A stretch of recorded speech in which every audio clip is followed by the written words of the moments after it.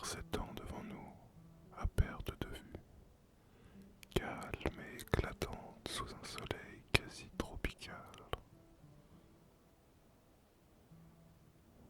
Mon vieux navire sans nom se balance doucement au gré des vagues. Un modeste sloop à peine bon pour les grandes traversées, mais au moins, il est à moi. Il est plus qu'une coque de bois et de voile rapiécée. Il est un compagnon, et voilà longtemps qu'il est mon seul équipier dans ces vastes étendues bleues. Enfin, jusqu'à ce que tu montes à bord, bien sûr. Ce matin, je me suis réveillé avec l'envie de pêcher.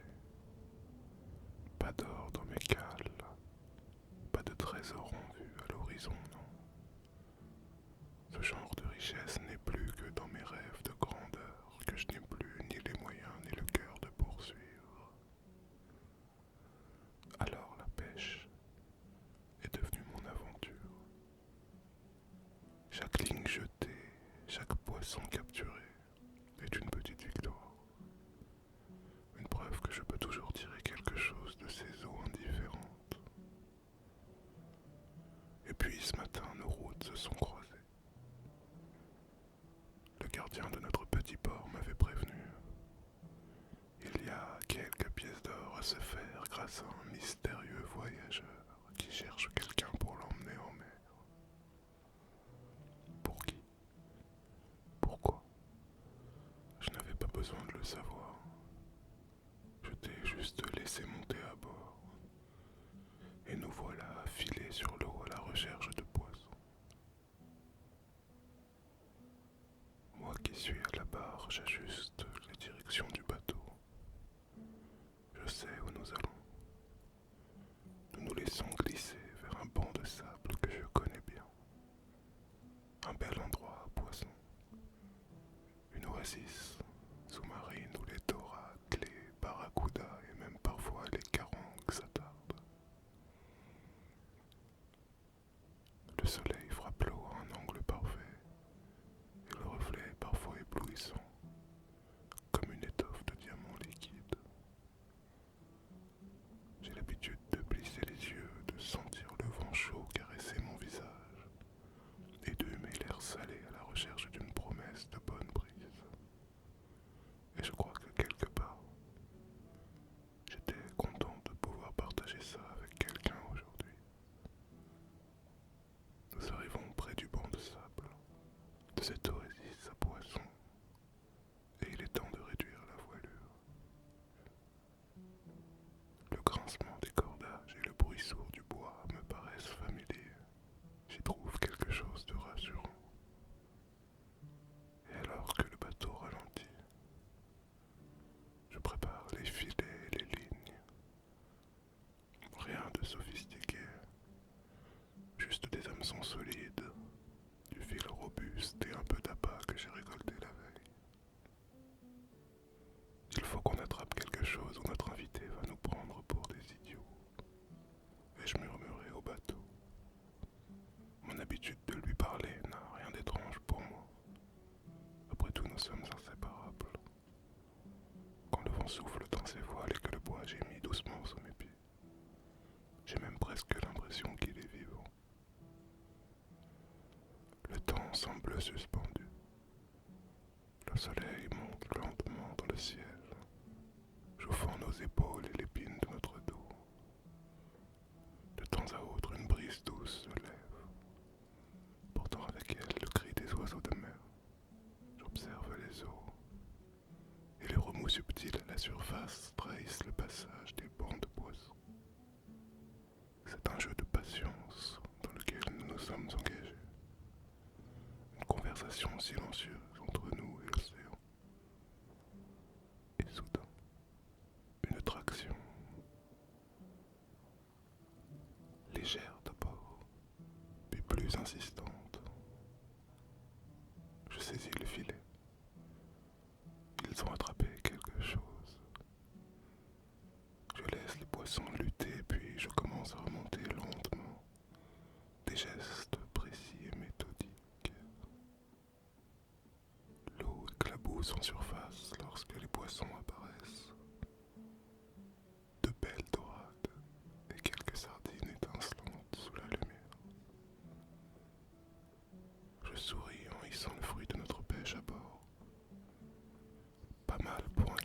sans équipage à un vieux frère. Le bateau, comme toujours, resta silencieux, mais je crus entendre dans le craquement du bois une sorte d'approbation. Et en me retournant vers toi, voyageur, je peux voir un sourire éclairer ton visage. Et cela me suffit. Nous passons la journée à pêcher, chaque prise ajoutant un peu plus de poids à mon maigre trésor. Les heures s'écoulent, dans une tranquillité presque parfaite, interrompue seulement par les cris lointains des mouettes et le clapotis de l'eau contre la coque. L'océan a cette capacité de nous faire oublier le monde entier, de transformer chaque instant en une étendue de paix infinie. Et alors que le soleil commence à descendre, teintant le ciel de nuances de rose et d'or, je me mets à redéployer la voilure pour laisser le vent nous emporter doucement vers la côte. Le navire glisse avec grâce. C'est comme s'il comprenait que la journée touche à sa fin. Nous avons rangé soigneusement les poissons dans un tonneau, et tu m'as aidé, voyageur. Ces poissons sont une récompense modeste, mais satisfaisante. Je suis assis au gouvernail, une main sur la barre et l'autre tenant un grand gobelet d'eau claire, et je contemple l'horizon. Les aventures épiques peuvent bien attendre. C'est ici que je trouve mon bonheur, ma paix, dans la compagnie silencieuse du bateau et le murmure apaisant des vagues. Le navire, toi et moi, nous sommes comme des rêves à la dérive. Mais un rêve à la dérive est un rêve qui vit quand même. Alors j'imagine que ça doit bien valoir quelque chose.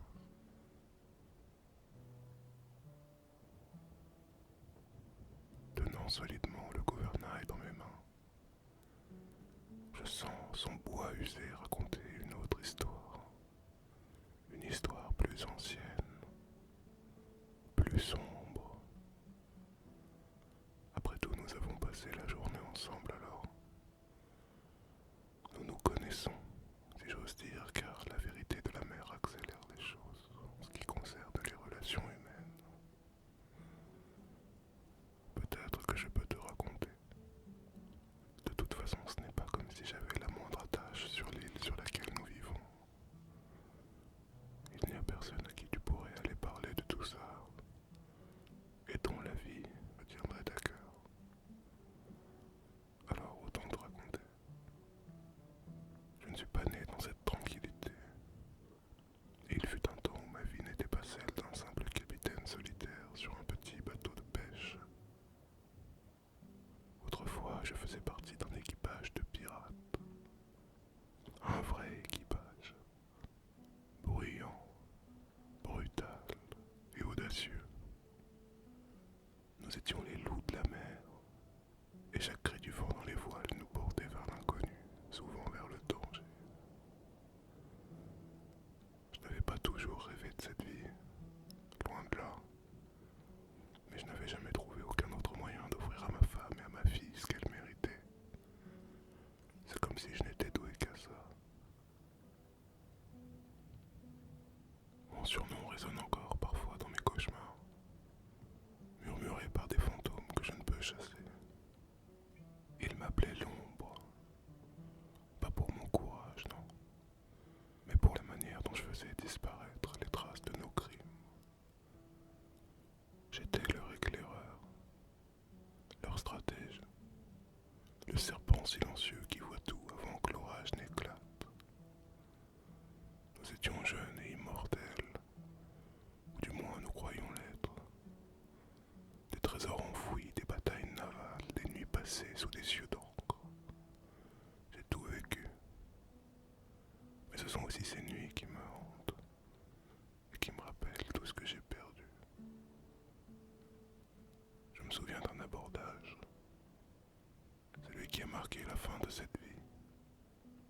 Un marchand, rien de spécial en apparence. Mais quand nous sommes montés à bord, tout a tourné à la boucherie. Je n'ai jamais vraiment su ce qui a déclenché le massacre, mais quand la fumée de la bataille est retombée, il ne restait rien d'humain sur ce pont. Pas même nous. C'est là que j'ai compris. Peu importe l'or, peu importe la gloire, il y a un prix qu'un homme ne peut payer qu'une seule fois, son âme. Alors une nuit sans lune, quand l'équipage célébrait une autre victoire, j'ai quitté le navire, en portant juste assez pour me construire cette vie. Pas par lâcheté, non, par nécessité, comme pour me survivre à moi-même. Mais quand je suis rentré auprès de ma femme, elle a vu que quelque chose en moi s'était brisé. Et pire encore, je crois que ce qu'elle a vu en moi lui a fait peur. Elle a pris notre fille par une nuit d'été. Et comme je l'avais fait pour mes anciens compagnons, elle a quitté le navire sans laisser la moindre trace. Parfois, quand le vent se lève et que les étoiles scintillent sur l'eau, j'entends encore leur rire. Je vois leur visage. Et parfois, je me demande si j'aurais dû rester avec mon ancien équipage, brûler avec eux dans la tempête qui nous attendait inévitablement. Mais j'ai fait mes choix. J'ai laissé tout ça derrière.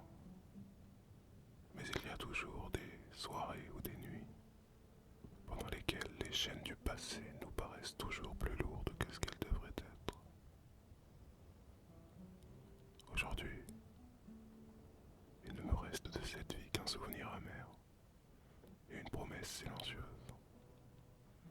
Ne jamais plus lever la main pour autre chose que me nourrir de cet océan qui m'a tout donné et tout pris. Je ne sais même pas pourquoi je te raconte tout ça, voyageur. Je dois sans doute t'ennuyer avec mes vieilles histoires. Allez, je vais nous ramener au port. La journée touche à sa fin. Tu as été d'une compagnie agréable et d'une aide précieuse pour cette journée de pêche, alors merci. Même si je n'ai pas vraiment d'attache ici, j'apprécierais que tu ne parles à personne de tout ça. J'imagine que je vais devoir te faire confiance. Il nous reste encore quelques miles avant d'arriver au port. Profite-en pour te reposer. Moi, je m'occupe de nous ramener à bon port. Je peux au moins faire ça pour toi.